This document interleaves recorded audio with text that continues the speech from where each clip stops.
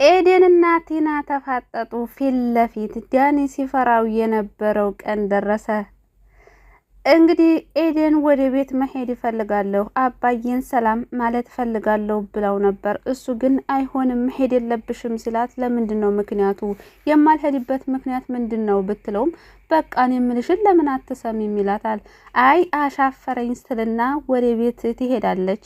ያንም ታዲያ እንግዲህ ከቲና ጋር ወጥተው ስለነበረ ቲናን ወደ ቤት እንዳትሄድ ስለፈለገ ዛሬ ምሳ ጋብዝሻለሁ አላት። ቲና ምንድን ተገኝቶ ነው ዛሬ ምሳ የምትጋብዘኝ? ባይሆን እራት ታደርገዋለሁ ትለዋለች። ኧረ እባክሽ እራቱን አንቺ ትጋብዥኛለሽ፣ ዛሬ ምሳ ጋብዝሻለሁ በሚላት ሰዓት እሺ በቃ ለነገሩ ዛሬ ምን ተገኝቶ ነው ብትለውም፣ አይ አንዳንድ ጊዜ እኮ ተረጋግተን ስናወራ ደስ ይላል እኮ ይላታል። እንደዚህ ያደረገበት ምክንያት እንግዲህ ኤደን ወደ ቤት ስለሄደች እንዳይገናኙ ፈርቶ ነበረ። ነገር ግን የፈራው ነገር አልቀረለትም። ወደ መጨረሻ አካባቢ እንግዲህ ኤደን አባቷን እንግዲህ የካሌብን አባት ለማዋራት ቤት ሂዳ ነበረ። ቲናና ዲያንም አሁን እንግዲህ ወደ ቤት ገብተዋል። ሁለታቸውም ቲናና ኤደን ተፋጠጡ።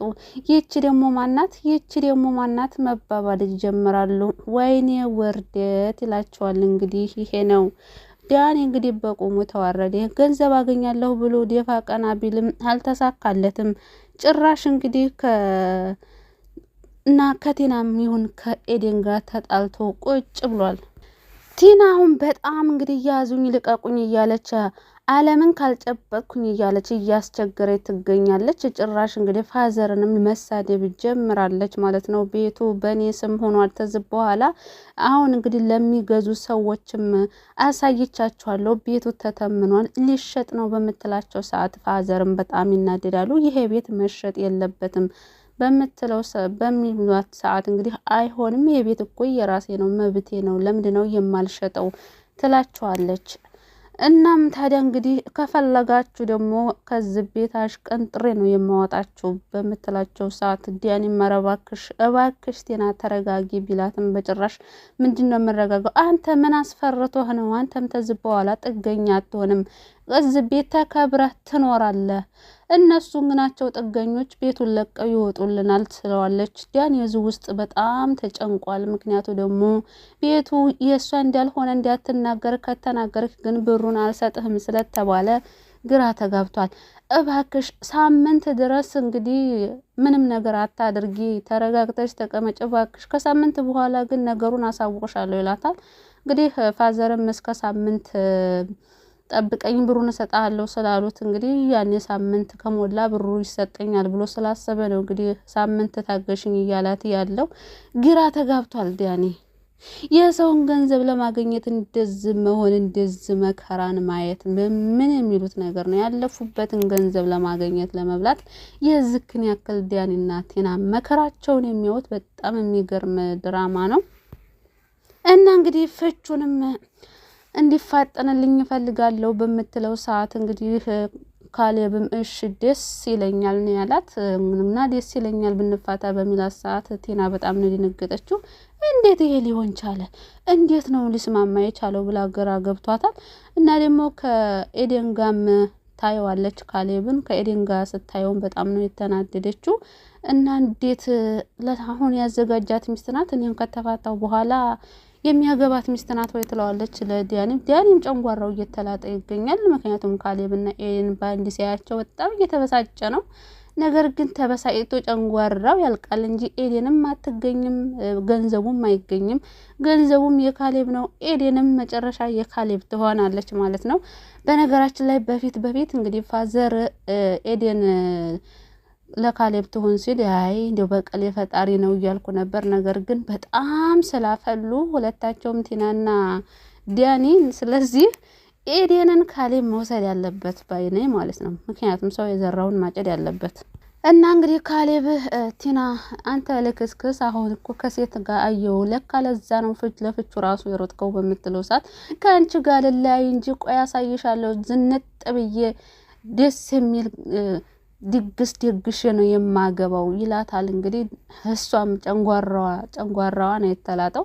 ምክንያቱም አሁን ሊያገባ ነውና ከሴት ጋር ስታየው ፍቅሯ ተቀሰቀሰባት መሰል በጣም ተበሳጨች። ለምን ተበሳጨች? ካልፈለገችው ከማንስ ጋር ቢሆን በእርግጥ ሰው የጣለውን ሲያነሱበት አይወድም ይባላል። እንግዲህ ቲና ላይ ያየነውም ይሄንን ነው።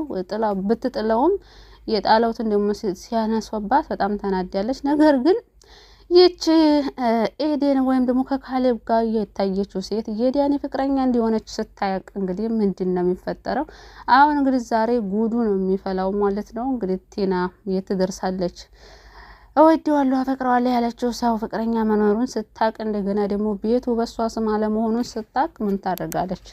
እርግጠኛ ነኝ እንግዲህ ራሷን ሴት ጣልጋ ምግል ነው የሚመስለኝ ማለት ነው። የሁሉ ሲደራረብባት የት ተደርሳለች? ዲያኔም እንግዲህ በጣም ተበሳይቶ ካሌብን ሲናገረው ነበር። እንዴት ነው አንተ ከኤደን ጋር ያየው ምን እየሰራ ነው በሚለው ሰዓት ካሌብም በጣም ተናዶ ምን ማለት ነው አንተ እንደዚህ ነው እንደምታስበው ወይስ አንተ ተወሰልታለህ? አንተ ተወሰልታለህ እንዴ ከሌላ ሴት ጋር ሲለው ዲያኔም በጣም ነው የደነገጠው። ማለት እሺ በቃ ይቅርታ እኔ እኮ እንደዛ ለማለት ፈልጌ አይደለም ቢለውም አይ ካሌብ በጣም ስለተናደደ አይ ችግር የለውም በጣም የምትገርሙ ናቸው። በነገራችን ላይ ሁለታችሁም አንተም ሆነ ቲና ከላይ ወረድ ይበሉ ብሏቸዋል ማለት ነው። ነገር ግን ዲያኔ እየተለማመጠ ነው። ለትንሽ ጊዜ ብቻ እባክህ ይቅርታ አድርግልኝ፣ ለትንሽ ጊዜ ብቻ ከዚህ ቤት እወጣለሁ እያለም ነበረ። እና ቲናም ደግሞ ምንድን ነው የምትለማመጠው? ይሄ እኮ ቤት እኮ ነው፣ መውጣት ያለበት እሱ ራሱ ነው እንጂ ይሄ እኮ ቤታችን ነው እያለች ነው እንግዲህ። መብላቷን ሳታቅ እጇን ታጠበች የሚባል አባባል አለ። እንግዲህ ቲና እንዲያው መብላቷን ሳታቅ እጇን እየታጠበች ትገኛለች። በቃ እንዲሁ ከአቅሟ በላይ ሆኖባታል። እውነት ለመናገር ረረረረ ገባር ነው የቲና ማለት ነው። ረጋበይ እንጠጥ። በነገራችን ላይ ፋዘርም ረጋበይ እንዳትወርቂ ቀስ ብለሽ ተራመጂ ብለዋት ነበረ በሲስተም። ነገር ግን እሷ ሊገባት አልቻለም፣ በፍጹም ሊገባት አልቻለም። ዲያኔም እባክሽ ተረጋጊ እንደዛ አትሁኝ እያሏትም ነበር። ዲያኔም እንደዛ እያላት ነው፣ ፋዘርም እንደዛ እያላት ነው። እሷ ግን አልገባትም። በቃ አሁን እሷ በደስታ ተውጣለች። ስለዚህ የዛሬን እንጂ የነገን አላወቀች ምን ይፈጠራል ብላ በፍጹም። አንዳንድ ጊዜ ስንደሰትም በልኩ ስንከፋም በልኩ ሲሆን ጥሩ ነው። ስንደሰት ከአቅም በላይ መሆንም ጥሩ አይደለም። ምክንያቱም የሚመጣው ነገር አይታወቅም።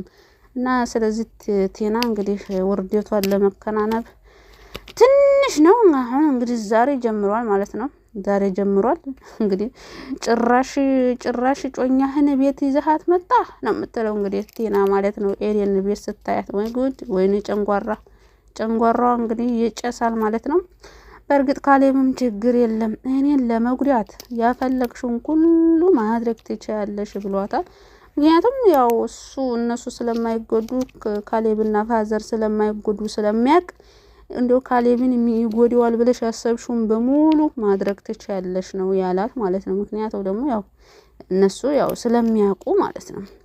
የወዳቸውን በወዳቸው አድርገው እስኪ ቲና ምንድን ነው የምታደርገው ምን ትሰራለች ብለው ጉዷን እያዩዋት ስለሆነ እሷ የምታለቅሰው እሷ ናት። ስለ ከዛ ቤት የምትወጣው እሷ ናት። በእርግጥ ዲያኔም ነግሯታል ማለት ነው። ምክንያቱም ከዚህ ቤት አስወጣቸዋለሁ ስትለው እባክሽ የሚወጣው ማን እንደሆነ ስለማይታወቅ አንቺም ሻንጣሽን አስተካክሊ ስላት ምን ማለት ነው ደግሞ ይሄ አለች። ምን ማለት ነው?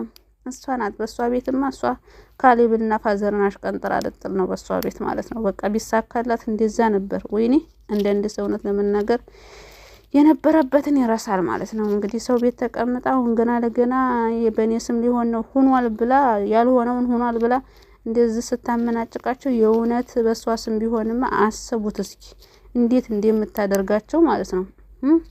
አንዳንድ ሰው ያበላውን እጅ ይነክሳል። ውሻ 3 ቀን ብታበላው እድሜ ልክ ያስታውሳል። ሰው ግን አንድ ቀን ቢጎልበት ያኔ ስታበላው ኑሮ አንድ ቀን ከጎደለበት አሽቀንጥሮ ይጥላል የሚባል አባባል አለና ቲና ላይ ያው ትምህርት አለው ይሄ ነገር ማለት ነው። ተማሩበት። ያው እንግዲህ የቲና ይሄ የሰራተኛዋ ፍጥጫና ግፈኛዋ ሚስት የሚለው ድራማ ማለት ነው ትምህርት አለው ለተማረበት ማለት ነው። እውነት ስንቶች አንዳንድ ሰዎች አሉ እኮ ስታበሏቸው አብራችኋቸው ኑራችሁ የሆነ ነገር ሲያገኙ ቅይር የሚሉ እንዴት ቲና ያሉ ሰዎች ብዙ ቤት ይቁጠራቸው።